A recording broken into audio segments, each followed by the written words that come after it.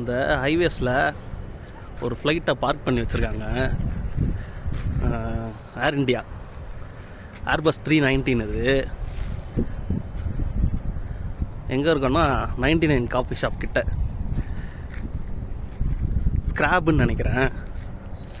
சும்மா உங்களுக்கோசம் அப்படியே எடுத்து காட்டலான்ட்டு கிட்ட அப்படியே தெரியுது பாருங்க. ஸ்க்ராப் பண்ணி போட்டிருக்காங்க. எதுக்காக யூஸ் பண்ணுறதுக்கு எடுத்துகிட்டு வந்திருப்பாங்கன்னு நினைக்கிறேன். என் ஃப்ரெண்டில் கட்டுறப்பாங்க.